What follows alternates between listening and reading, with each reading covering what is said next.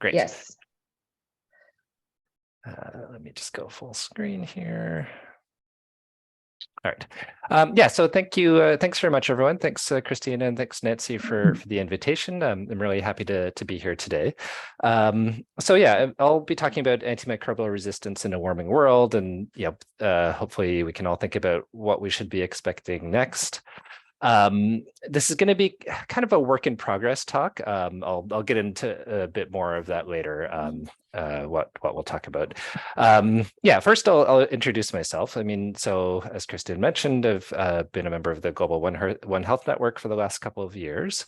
I guess I'm a bit of a subject matter outlier in the group, in that I'm a sort of dyed-in-the-wool bench biologist. My lab works on microbial genomics and evolution broadly, and a lot of that work is on antimicrobial resistance. So we're interested in questions about, what are the genes and what are the mutations that cause resistance to different antibiotics. We're interested in exploring what the impacts of resistance genes and mutations are on bacteria. Obviously, they cause resistance, but what else do they do? And that can be important for mitigation strategies. And then we have sort of an other arm of the lab that does work on molecular methods for pathogen surveillance. We've done a lot of work around COVID and Salmonella surveillance. We're interested in the implications of the science for policy, and working with people interested in policy and governance, which is a big part of my interest in the network. As Christina mentioned, up until recently, I was at Carleton University in Ottawa, and just moved down to Texas A&M in Fort Worth in August of last year, and so we traded, feet of snow for palm trees. Our husky was much happier in Canada than he is here, I'm sad to report. So today I'd like to talk about sort of the problem of antimicrobial resistance in a warming world. And as I mentioned, this is going to be kind of a work in progress kind of talk. So what I mean by that is we haven't done much, or we haven't done really any sort of primary research on this topic, but we're working on a grant on this topic and have been sort of digging into the literature. And so we're interested in sharing, in thinking with the group about some of these issues. What are some of the implications and causes around these issues? So we'll really be talking about a couple of issues today. So if we think about what's going to happen with antimicrobial resistance with climate change, question one is, what are the expectations? Question two is, what are the mechanisms that can connect antimicrobial resistance and global warming? And question three is, if one wanted to study these issues, where would funding come from? So we'll talk about all of these things, and please, I'm looking forward to discussion as well. So I'm looking forward to that part at the end. So there's been a lot of, a number of papers and a lot of work recently on climate change impacts on infectious diseases generally.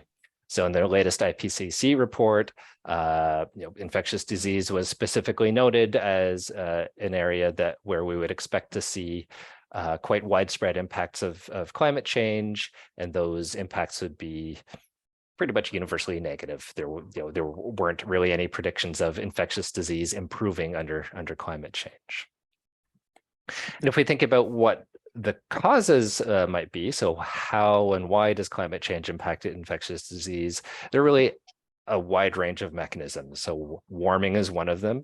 As parts of the world warm, that may make conditions more favorable for some pathogens to grow, may make transmission more favorable, may make hosts able to survive better. But it's not just temperature, right? There's sort of knock-on effects and other effects of climate change besides warming. There's effects of precipitation, climate disaster, fires, heat waves. So there are many inputs that can impact infectious disease. So there's a review, sort of a synthetic review recently, Nature Climate Change, where the estimate was that over half of known infectious diseases have been impacted by climatic hazards, and that's mostly in a direction that is bad for people. So pathogenic disease is being made worse by climatic hazards.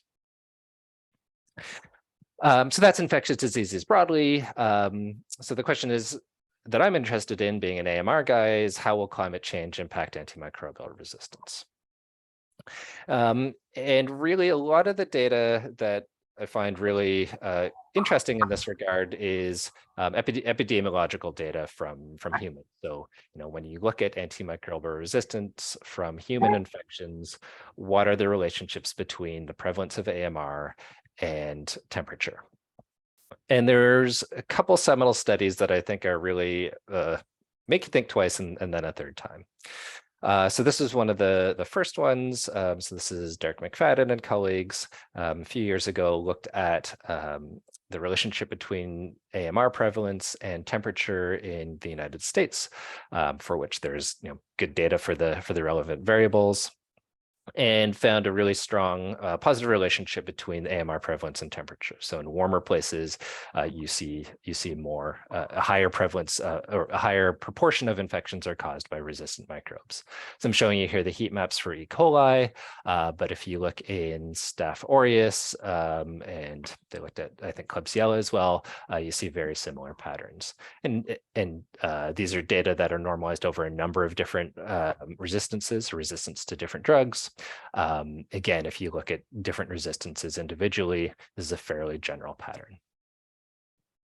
There's a couple of notes in the, are you able to provide the link? Yes, I can certainly make the link available. If you remind me at the end, I can pop it in the chat. Okay, so here's a closer look at one of the pieces of data. So this is specifically for amoxicillin resistance in E. coli.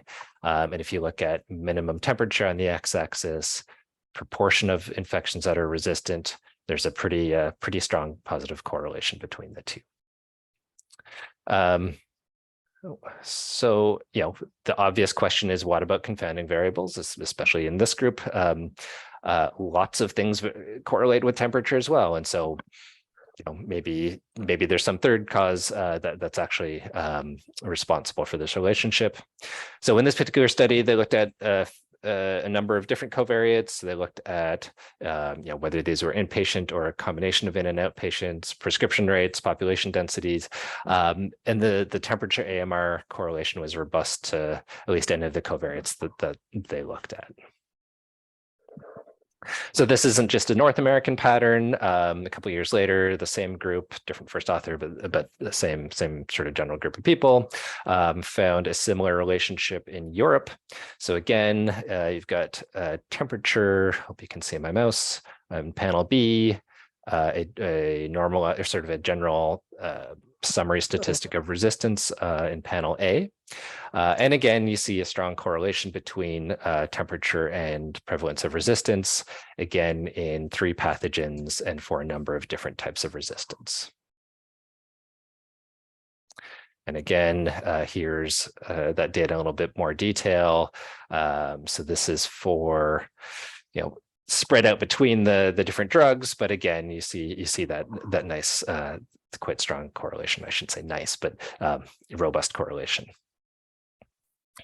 One step further in this paper, so not only looking at the relationship between prevalence of resistance, but also the rate of change of resistance. So if now you look rate of change year to year, so they had a time course of resistance data in Europe. And so ask, what's the percent change per year, and what's the relationship between that and temperature? For at least 3 out of the 4 antibiotic classes, rates of change were higher at higher temperatures. So not only is prevalence higher in warmer places, but resistance is getting worse in warmer places. So again, it's an extra layer of relationship, apparent relationship between resistance and temperature. So that was the case for three antibiotic classes, but not for penicillins. It's unclear why that may be. Again, this group looked at a number of confounding variables. And the correlation was robust in this case to antibiotic consumption, which is a big one you'd want to work at, as well as population density. So as an example, here's the relationship to consumption. So if you split countries into countries that are low consumers of antibiotics, countries that are high consumers of antibiotics, this relationship between temperature and resistance holds pretty well. It's a little weaker in low consumption, but it's still certainly there. Okay, so particularly for the Global One Health Network, I can almost hear people saying, well, what about these sort of more socioeconomic covariates? What about governance? What about GDP?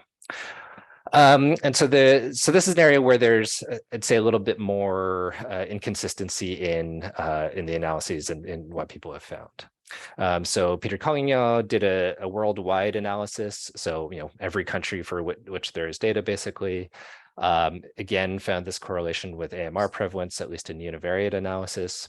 But when they incorporate other predictors, things like governance and GDP and infrastructure come out as the best predictors. So in the Collignon analysis, it looks like sort of governance and infrastructure are the more important explanatory variables. So here's just one example. So if you look at aggregate resistance data worldwide, again, this is across a number of pathogens and a number of drugs. And then if you look at a corruption index, those maps look pretty similar, and it also looks like it maps onto temperature. And so maybe it's the governance that's doing the work and not temperature. Just to make it more complicated, a more recent analysis looked at the same issues specifically in Europe, and even when they account for governance and GDP, temperature remains an important predictor. So I'd say there's it's a little less clear from these analyses, whether temperature is an independent predictor and at what scale. So sort of stay tuned. Okay, so what have we learned so far? So these socioeconomic factors, I think, need some further work. And there are other factors that remain to be investigated too. So none of these studies have looked at animal antibiotic use, for example, as a covariate. And there's lots of reasons for that. There's not good data for every jurisdiction. The models get super complicated, but certainly there's lots of interesting work left to be done. Okay, so summary so far. So in these epidemiological studies, the prevalence of AMR correlates with temperature. There's some more work needed on confounders, but I think there's enough there to think more carefully about why AMR might correlate with temperature. And so that's what I'd like to do for the next little while. And that's kind of the stuff that I find exciting in this, scientifically exciting, not public health exciting. Okay, so if you think about what are the reasons that climate and AMR might track, there's a bunch of mechanisms that you could come up with. You might think about impacts on microbial physiology. I'll talk a little bit more about that since that's kind of what I do. You could think about effects on transmission. So if human behavior is changing in relevant ways in warmer places, people are spending more time inside with each other, something like that. You could think about changes in environmental transmission. So hotter places also tend to be drier. We know that dust particles can carry bacteria around and carry AMR around. Maybe there's something there. Changes in healthcare delivery, changes in microbial communities, differences in socioeconomic factors. There's a lot of different explanations that we might consider. I'm not going to go through all of these today. I just want to sort of put these out there as hey, let's think about these things. We'll talk about microbial physiology. We'll talk a little bit about socioeconomic factors, and then hopefully have some discussion at the end as well. I should say, please feel free to interject with questions as we go. I'm not sure if I necessarily see chats as they come up, but I'll look at that after. Okay, so as I said, I'm a bench scientist at heart, and so we've been thinking about some of these microbial physiology questions. So I'll talk a little bit about some of these things, so to give a flavor of what we've been thinking about. So if you think about, okay, how might ambient temperatures have an impact on resistant microbes? Probably not directly in the context of an infection, because it, if an E. coli is in your urinary tract, it's living at 37 degrees. The ambient temperature isn't going to matter so much. But we do know that lots of microbes and lots of resistant microbes spend parts of their life cycles in the environment. So lots of pathogens hang out sometimes in the water, or in soils, or on surfaces in hospitals. And so that's probably where, if there is an effect directly on the microbes themselves, that's probably where it happens. It's out in the environment when these pathogens are not in their hosts. And so, we might think about ambient temperatures somehow impacting the fitness of resistant microbes. We also know that from many studies that ambient temperature affects horizontal gene transfer rates. I'm not going to talk about the horizontal gene transfer stuff so much. That's very well documented. We know that in general, horizontal transfer rates track with temperature. I do want to talk a bit more about fitness of resistant bugs. This is something that my lab works quite a bit on, and so I'll sort of show you some data that is interesting in this regard. Okay, so I've introduced this by in the context of temperature effects on the fitness of resistant microbes. My lab has worked for a number of years, sort of more broadly on the effects of environmental variation on the fitness of resistant bacteria. So if you have a resistance mutation in a bacterium, or you have a resistance gene on a plasmid, we're interested in knowing, what are the fitness effects of that mutation, and how does that fitness effect depend on environment? We got into this thinking about antibiotic resistance mitigation strategies. So oftentimes, if we see in a hospital or in a region or even in a farming jurisdiction, if resistance to a certain antibiotic is going up in frequency, we'll stop using that antibiotic. And the hope is that resistance will go away. So, we're seeing penicillin resistance go up. Let's stop using penicillin for a year, and hopefully penicillin resistance goes away. Sometimes that works, sometimes that doesn't. The underlying assumption of those approaches is that antibiotic resistance is costly, that having a resistance mutation, carrying a resistance gene is costly in some way to the bacteria. It's energetically costly, it messes up some fundamental cellular process. That means that bacteria is less fit in the absence of antibiotic. And so we've done a lot of work in my lab asking exactly these questions. So, is resistance costly, and when is it costly? Is it costly across all environments? Is it costly across different genetic backgrounds of the same bacterium?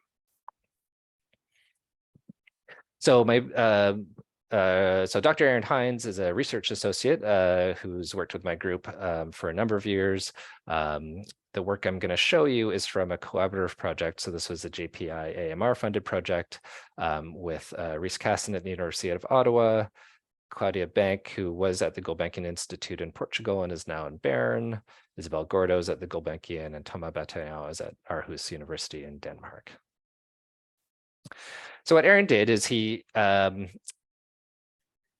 conducted sort of a quite large study systematically asking about the fitness effects of resistance mutations in E. coli. So he started with a number of different strains of E. coli. So our favorite lab strain here, 3 strains that cause gastrointestinal infections, and then how many is that? 8 strains that typically cause non-intestinal infections. So strains that cause urinary tract infections or blood infections, this kind of thing. And into those 12 strains, he put the same set of resistance mutations. So kind of one mutation at a time. He either gave them quinolone resistance mutations, or mutations that can cause resistance to several drugs, rifampicin resistance mutations, or aminoglycoside resistance mutations. So aminoglycosides are things like kanamycin or gentamicin. So he made this big panel of mutants, which would allow him to really systematically address what are the fitness effects of those mutations? Do they always impart a cost? Are there environments in which they don't? So if you first look at, okay, what's the impact of these mutations on resistance? It turns out that the effects of those mutations are pretty consistent. And that's what we expect. These are really classic kind of canonical resistance mutations. And probably the reason they're canonical is that they always have strong effects on resistance. So what I'm showing you here on the y-axis is a measure of resistance to the target drug. On the x-axis here are the different mutations, and each of the dots under a specific mutation is a different background genotype. So one of those 12 lab strain, intestinal or extraintestinal. And you can see that the effects on resistance are pretty consistent across the different genetic backgrounds. So for a given mutation, here's our favorite gyrase A mutation. We see, there's either a 16 or a 32-fold increase in resistance, regardless of the genetic background. And again, that's kind of what we're expecting. The question that was more up in the air was, what are the effects on fitness in the absence of antibiotic? So if there's, we know these mutations cause a benefit in the presence of antibiotic. What happens if you take antibiotic away? So to measure this, we do what are called competition assays. We take our resistant mutant, we compete it against the same strain, but without the resistance mutation. We can tell them apart because we've fluorescently labeled one of them. And we ask, when we give the bacterium this resistance mutation, is it able to compete with the susceptible ancestor, or does it get its butt kicked? And so we did these experiments, like I said, 7 mutation rounds, and we looked at 4 different lab environments. 2 of these are kind of standard lab media. We also used a synthetic urine environment and a synthetic colon environment to try to mimic human infections. This is all of the data in one plot. It's busy, so let me walk you through it. So again, on the x-axis, we've got the different mutations. On the y-axis is our estimate of fitness. So fitness of 1 would mean that the resistance mutation has no effect on fitness. Fitness of less than 1 means that the resistant mutant, it gets outcompeted, so it's less fit than a susceptible ancestor. And fitness above 1 would mean that the resistance mutation actually provides a benefit. And again, this is a benefit in the absence of drug. The individual dots are again different genetic backgrounds. And then the different colored box plots are the different environments. So the first 2 are standard lab environments, synthetic urine, and synthetic colon. So there's a bunch of stuff in this data. For the current purposes, I want to focus on the environmental effects. Right, we got here out of thinking about the effects of environment on fitness. Okay, so in some cases, like these gyrase A mutations, in general, we don't see much in the way of costs. Most of these mutants have a fitness that is pretty close to that of the ancestor. A few exceptions down here that are pretty wimpy. Some mutations have costs regardless of the background genotype or the environment. These are PSL mutations that cause aminoglycoside resistance. And the interesting ones from the current perspective are the ones where we see a different cost depending on the environment. So these are mutations that cause upregulation of efflux pumps. So the cell pumps drugs out, and they tend to pump out several different drugs. So it's a multi-drug resistance mutation. And a lot of the time these mutations aren't particularly costly, but in the synthetic colon environment, a lot of them have a benefit. So depending on what environment you measure fitness, they're either neutral or actually beneficial. Here's somewhat different patterns. So these are gyrase B mutations that also cause quinolone resistance. In general, they're costly. Some of them, on some genetic backgrounds, we see a benefit in synthetic urine, and broadly, we see a large deleterious effect in colon. So the point I want to get at here is that there can be really substantial environmental effects on the fitness of resistance mutants. Remember, these are effects that are caused by a single resistance mutation, and we're seeing fitness deficits of 20 or 30% compared to their susceptible relatives, and so that's really severe impacts of a single mutation. I won't show the analyses, but one of the things that's probably one of the more interesting things that's come out of this study is that it turns out to be really hard to predict these effects. If you try to use data from one environment, so one of your lab media, to predict what the effects are going to be in one of the other environments, it's really hard to do it. There are all sorts of interactions between mutations and environment that make the prediction question difficult.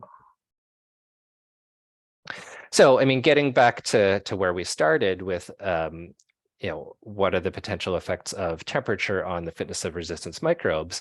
Going forward, this is one of the things we're starting to address, is what happens when we have, what are the effects of temperature on resistant microbes?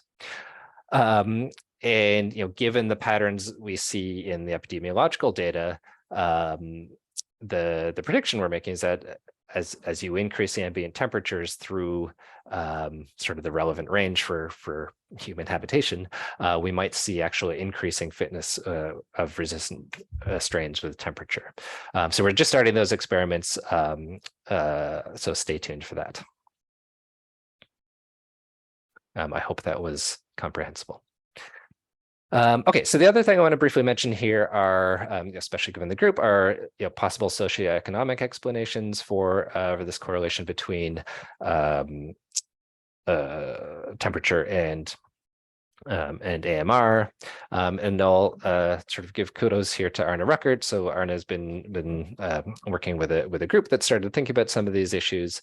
When I mentioned to Arne that I'd like to mention this, and is it okay with him, his response was that yes, of course, arguments belong to the world. So thank you, Arne.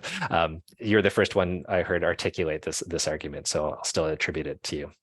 So he pointed out that urbanization may be important here. So we know that climate change drives urbanization in a lot of parts of the world, that urbanization can then increase AMR in a number of ways. Higher population density can lead to higher transmission rates, potentially greater antibiotic use in cities than in rural areas. So, especially if you think about some of these worldwide patterns, there could well be a relationship between urbanization and AMR. So Danielle, is there preprint available for Heinz? There is not yet a preprint available for the data I just talked about. We're at the stage where we're finalizing the discussion, and we're hoping to submit in the next, let's say, 4 to 6 weeks, at which point we'll post a preprint.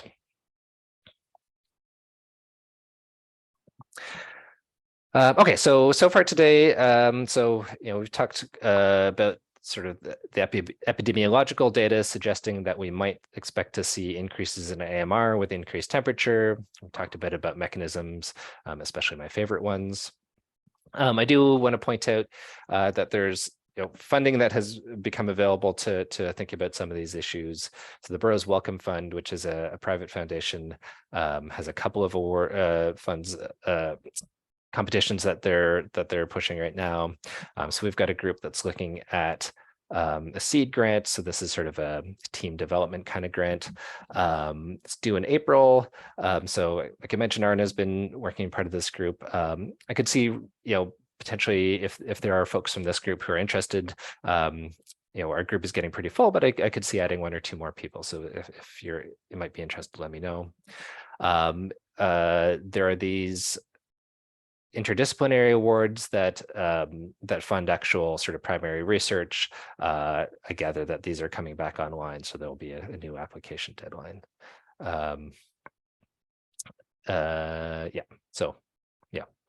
Hopefully there's funding for these things. And with that, I'm gonna end it here. I'd like to thank a number of people. So funding sources. Aaron did the lab work that I told you about. Andre was a postdoc in Portugal who's doing the modeling. These are the folks who are collaborating on the Burroughs Wellcome Grant. So I went through that pretty quickly, which I hope is okay. But if there are questions and discussion points, I'd love to talk further. Thank you very much. Wonderful. Thank you. Thank you so much, Alex, for a fantastic presentation. Great. Thanks very much. lots of thoughts and questions already sent in the chat. And I particularly appreciated the way that you're able to demonstrate the value of a transdisciplinary and interdisciplinary approach to this. We need to look at all the very fine details of individual genes and the bench science, and we need to look at epidemiology, and we need to look at governance, and we need to look at all the other elements as well. The question that I put in the chat was around urbanization and inbreeding depression or impacts on microbial communities, but that then leads to the animal-human interface, domestic animals, wildlife, rats, and so on. So we're seeing all of these links, and great to see this work, and great to see Arna's work on this as well. I'm opening up the exchange here. We've got, what did we have? Ivy was wondering, does the AMR fitness correlate with phages evolution? I had a question about the urbanization in animals, and the game wanted to know about the reverse causality. Well, you can see in the chat, reverse causality between AMR and fungi. So I'm going to start with those 4 questions if you want to address any or all of those, and then we'll take a next round. Absolutely. Okay, so Ivy, does AMR fitness correlate with phage evolution? Yeah, good question. So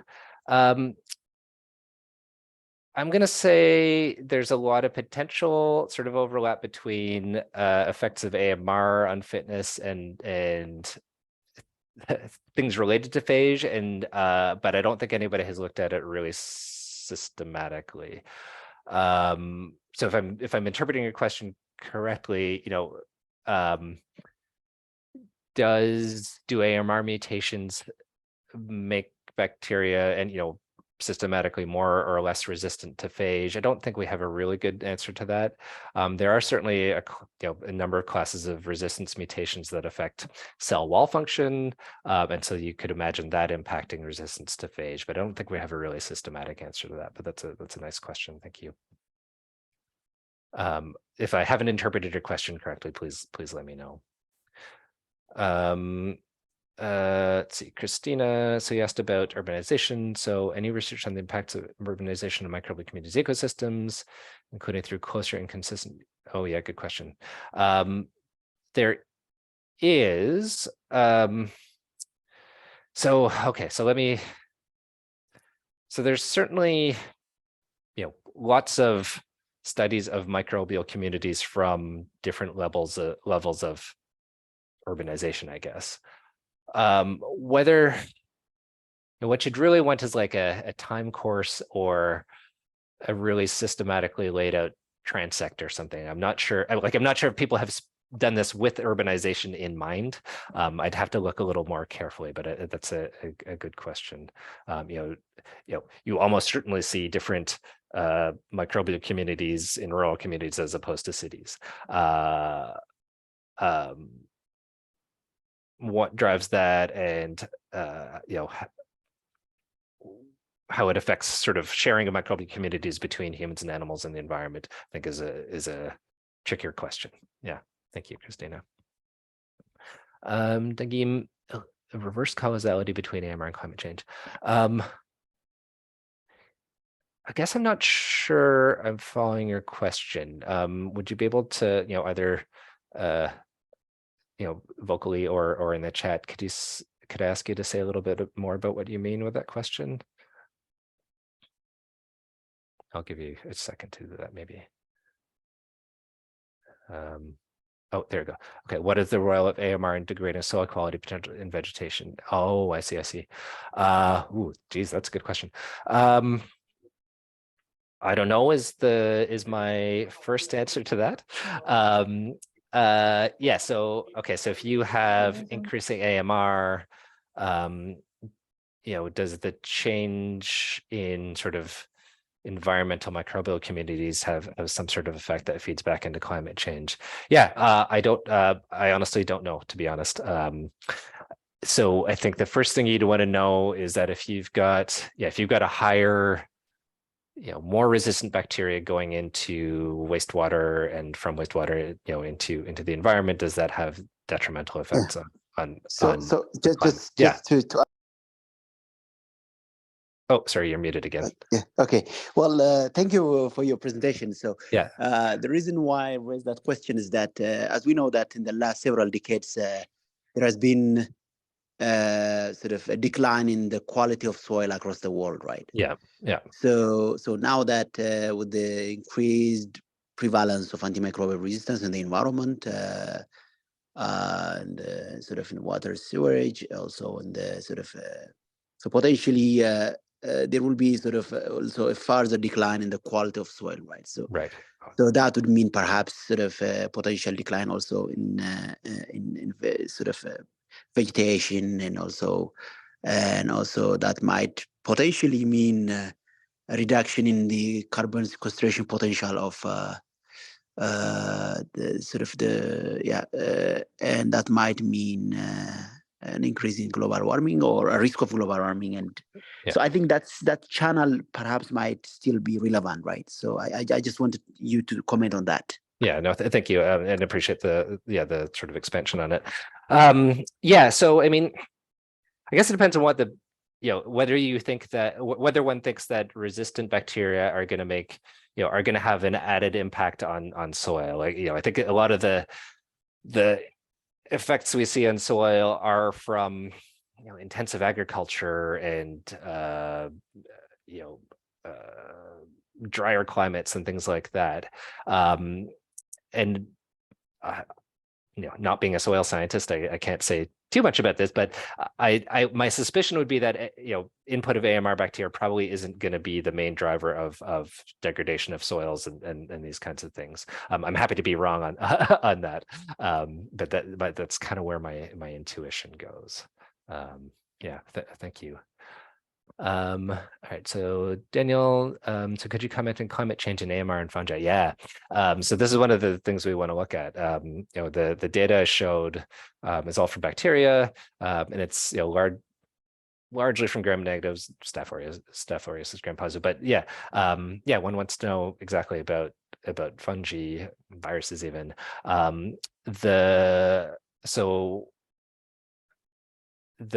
don't know yet. That's one of the questions we want to ask. It'd certainly be a relevant one. Thank you. So Mary asked, how does a shared microbiome impact AMR? So are you thinking about sort of sharing a microbiome between sort of family members or that kind of thing? I'll answer that way. And if you meant something else, please let me know. So I think, having a shared microbiome can matter insofar as, at least for some infections, microbiomes can offer protection or vulnerability to certain. If is a classic one here, C. difficile. Clinical, lots of people carry C. diff, but actual clinical infection often happens when you get treated with high-dose, broad spectrum antibiotics, and so your microbiome gets whacked, and it creates space for C. diff to infect. So I think, to the extent that if family members share, let's say, a robust microbiome that's resilient to invasion, then a shared microbiome can be helpful. And by contrast, if a shared microbiome is particularly fragile, then that could represent shared vulnerability. Okay, so Tom asks, did you find any consistencies among resistance mutation that increase fitness? For example, mutation types, media, genetic background. Yeah, so this is one of the tricky things. So there were a couple of examples that we can point to. So I pointed to one example in the presentation where these efflux pump mutations generally increased fitness in this artificial colon environment. And we think the reason for that is one of the primary constituents of the colon environment is bile salts. And it turns out that this particular efflux pump effluxes bile salts. So it's actually providing resistance to those bile salts. So that was the most clear one. There was a ribosomal mutation that was broadly beneficial in what's called minimal media, so media that has sort of low amounts of nutrients. It's a little less obvious why that is. That's been observed before. But beyond those two, it was largely idiosyncratic, sort of specific combination of his environment and mutation. Yeah, thank you for that question. Okay. There have been a couple of hands raised on Sure, the yeah. screen. Raphael had a question. I don't know if you still do, and Tom did. I don't know if that's the one that's been addressed. So Raphael and Tom, and then we'll go back to the chat. Sure, thanks, Christina. Hi, Alex. Can you hear me? I can. Thanks, Raphael. Good to see you. Good to see you too. I was just listening to the discussion. I want to offer some contributions. Actually, my research is on urbanization and AMR. Right, of course, yes. Yeah. Just in context to the conversation, what we've been seeing is that different approaches to the concept of urbanization, they can support better understanding of the link between climate change and AMR. And I'll give you an example. If you look at urbanization, as we call urbanization forms, for example, the agro-industrial complexes and massive farming and agriculture, animal farming and agricultural production, that does increase the use of antibiotics in the environment, right. And then to antimicrobial-resistant. Other ways that it can lead is infrastructure. Urban informal settlements also increase pathogen exposure and temperature, as you mentioned, the issue of horizontal transfer genes. So there are, I'm doing this research right now, but it's more from a critical perspective, and definitely we'll be in touch with you to follow up on your work. Yeah. No, thanks a lot, Raphael. That would be great. Thank you. Thanks, Tom. Did you have a follow-up question with your hand raised, or has that been addressed in the previous explanation? Yeah, thanks, Christina. Yeah, my question was answered or asked and answered. So yeah, thanks for a great presentation. And I did have a sneaky follow-up question, but you answered that in your response, Alex. So thanks very much. And yeah, look forward to reading that paper. Yeah, perfect. Thanks a lot, Tom.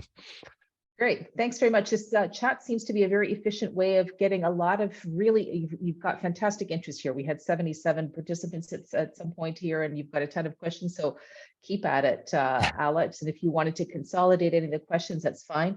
Is your French okay to follow the French questions as well? Yes, I should be able to understand French questions. I am not competent to answer in French. I'll warn you. All right. Okay, someone just reminded me if I could share the link to the Nature article. I'm going to do that right now before I forget. So give me 1 second here. So this was the Nature climate change article. This is sort of the very short form citation, but it should be enough to get you to the paper. So I just pasted that into the chat. Okay, I'm just going to take a quick look here to see if there's consolidation.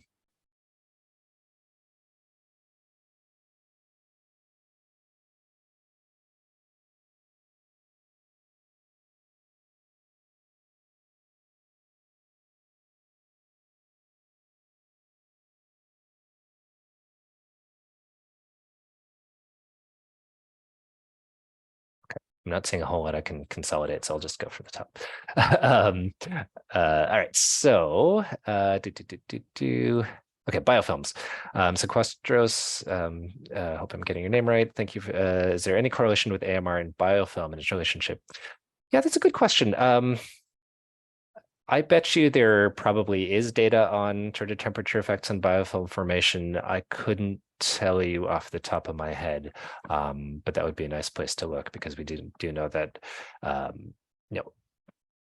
biofilm formation can affect AMR traits too. So that's a nice place to look. Thank you. So Ismail, did you consider the situation of climate change and AMR based on population densities? Yeah, so in at least one of the epidemiological studies I mentioned, population density was explicitly included as a covariate. It's certainly something that needs to be incorporated. Population density can affect certainly transmission. So the epi studies, yeah, like I said, at least one of them does. I can't remember for the other ones. The McFadden certainly did look at density. Thank you. Okay, so Jess, in terms of urbanization, is it correct to assume that there would be the same risks in rural and remote settings in low-income areas where overcrowding is an issue and there may be increased barriers to AMS? I'm not familiar with the. Where are your slippers? So yeah, well, I think Raphael and or Arna might be better Time, but sure. posed to answer this one.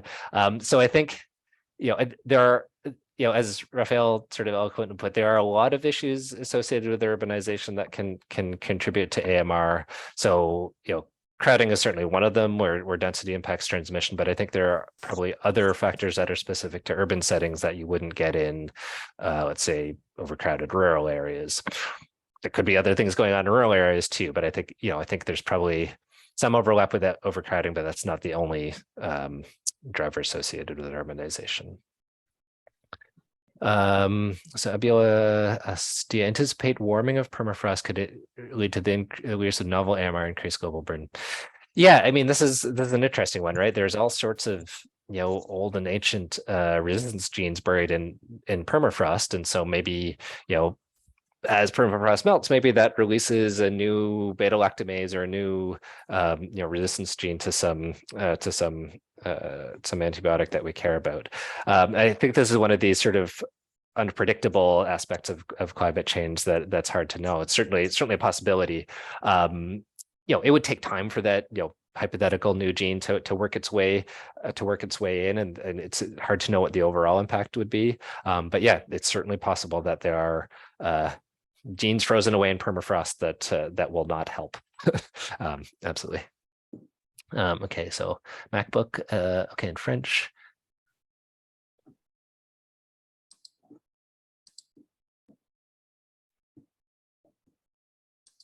Okay, so I think the question is, so this is my French getting in the way. The physiological effects might be most important in situations with sort of difficult sanitation or abuse of antimicrobials. Maybe. It's hard to know. I mean, we've been thinking about it in terms of, well, in the experiments I talked about in terms of infections or in terms of microbes out in sort of in the environment broadly. Is it particularly an issue in wastewater or in high antimicrobial environments? It's hard to say. I mean, I think in high antimicrobial environments, the direct effects on resistance are going to be most important. I mean, I think part of the question here, as I'm reading it, is that in addition to the effects on the microbial physiology, climate change has a whole bunch of other effects that can lead to changes that would also ultimately potentially influence AMR. I see. Okay. Yeah. So it's just reminding us, I think, yeah.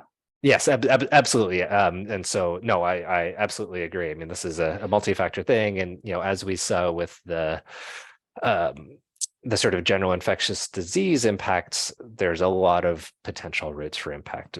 So I certainly agree with that sentiment.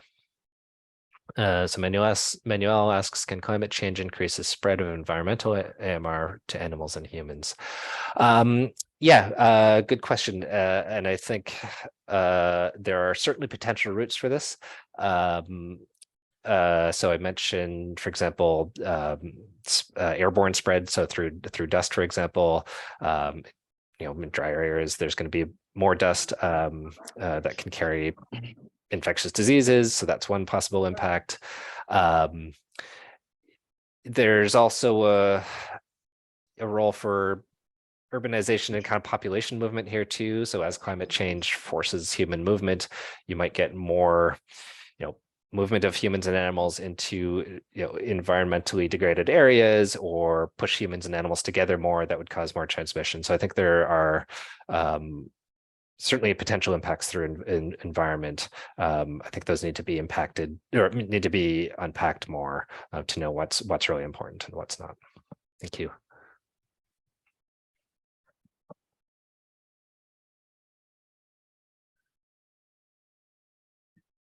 This is great. I'm fine. I'm just really enjoying this. So carry on, Alex. Okay, yeah, I mean, hopefully people aren't tired of me yakking yet.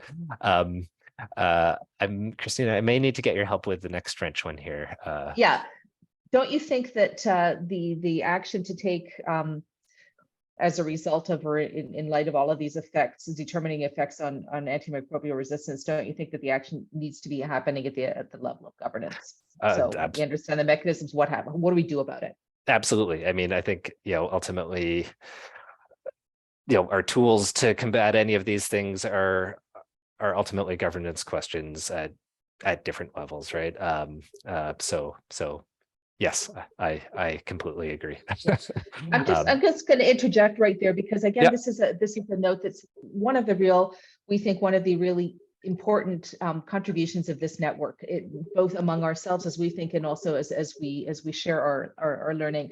What we're seeing today is how important it is to be able to think about and understand what's happening at the genomic level, at the genetic level, at the micro ecosystem level, but then also how does that play out according to, in other contexts? How do we take into consideration not just AMR, but all the other issues and effects that are happening, and how this comes back to governance. And the question may not be immediately and obviously about governance, or it may not be, but it influences governance. So how do we learn to hear that? And similarly, it may not be entirely about physiology of microbes, but that certainly is important to understand. So how do we become sufficiently literate or sufficiently open to saying, okay, now I need to hear Alex's views on this, or now I need to talk to Arne. Thanks. My little lecture and sermon. Yeah, thank you, Christina. I appreciate it. Arne, did you want to jump in? Yeah, I just had one brief comment. Thanks, Alex, again, for a really insightful talk. I think we all appreciate your insights. I just wanted to highlight that, thinking about mitigation and adaptation and policies, there's actually now a new call out that I just came across recently by the Canadian government for an international joint initiative for research in climate change, adaptation and mitigation. And it might be something that's relevant, to network members, as well as to what you might want to do, or what we might want to do in the follow-up to the seed grant. And so just, there's a lot of action on that front, climate change, and there are a lot of funding calls. And so doing something in that space that kind of combines and crosses disciplines, I think will be really important. And thinking about climate change, adaptation, and mitigation using a one health lens, I think will also be really useful, because inherently you try to look at it differently from a different ontological angle, looking at connections and integrating perspective. And so I think there's something inherently that's beneficial for looking at climate change and mitigation through a one health lens. Absolutely. And I'll leave it at that. Thanks. Thanks, Arne. Raphael, you've got a hand up. Yeah, thank you, Alex. Just to close and to tell a little bit about why I think it's so important your research, at least to my research, which is governance of antimicrobial resistance through an urban lens. So what I'm looking at right now is, in terms of response, is to try and understand more about the pathways to climate change and antimicrobial resistance. They seem to be similar, right?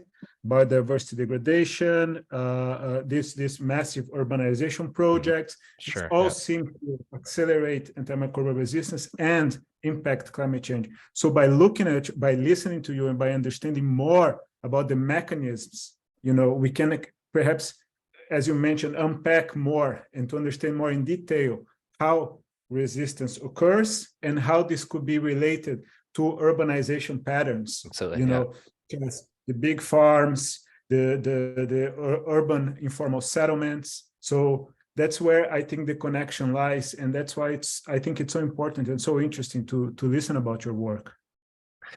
No, thanks, Raphael, and I appreciate that. I mean, I guess, thinking about, for me, the more we understand about mechanisms, those are potentially the places where you can intervene from a governance standpoint, right? Those are those are the things you can sort of knock on to hopefully have effects. So yeah, thank you.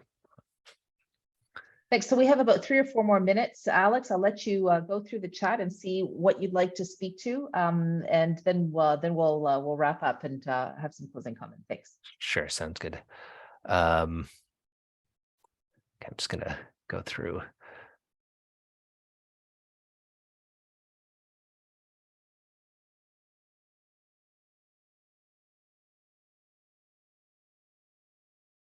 Okay, well, they all sound good to me. It's hard to pick. I'll just go in order. Okay, so let's see, Ahmed, if AMR is high in animals, how would climate change affect annual production?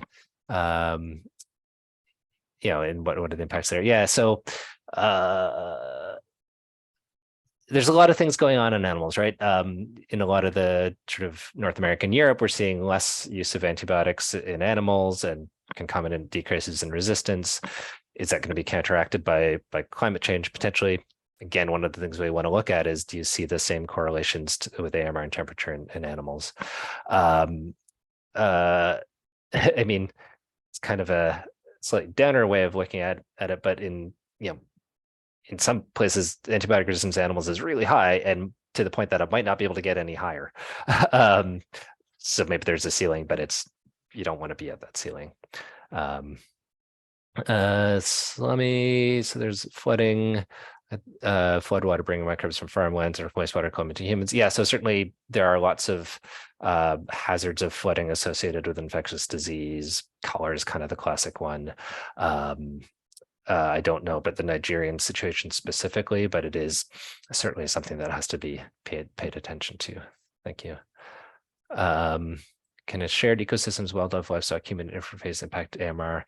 Yeah, absolutely. To the extent that we think that AMR is transferred from humans to animals, and for some pathogens we absolutely know that's the case, then contacts between humans and animals can impact humans. The scientifically neatest story here is one around MRSA, so methicillin-resistant Staph aureus. There's been in Europe sort of multiple transitions to and from pigs and humans and then back again, and it picks up resistance in either. It's a neat story, so that one's worth looking at. 1 more minute. Michael, so what's the fate of phages? Yeah, good question. I mean, there's certainly interest in using phages. I think the scientific challenges of that is a conversation for another day, I think. All right, and I think with that we'll call it. Yeah, thank you everyone. This has been great. I've really enjoyed the conversation, and I'm glad you've been here. It's been fantastic. A big hand. Where's our emojis? Thanks to reaction. Bravo, that was fantastic. And I saw a request for an email here. I'm going to pop that in the chat. Okay. So Alex, what I'm going to do is we've recorded this session, and we'll discuss with Alex whether it's okay to have it available, because I think it's a fantastic interaction. If it's possible to share a PDF version of the deck, that would be great. And Absolutely. then what we'll do also, we've saved the chat, and we can have some of those questions, because I think this is an ongoing conversation that's really important to follow up on. And Arna, maybe this would be a point of conversation for one of the G1HN hangouts coming up. So thank you so much to everyone. It's been wonderful, and we look forward to continuing this conversation.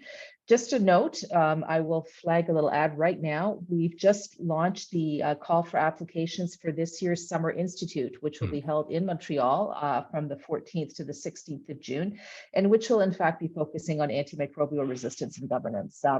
So Alex, we expect to hear from us about that, but this is, there are 30 places open, primarily aimed at students and young professionals, whether they're in research or in policy or practice or whatever. Watch the website for application details, and thank you again to everyone, and wishing you all an excellent day. Thanks, Alex. Bye-bye. Perfect. Thanks again, everyone.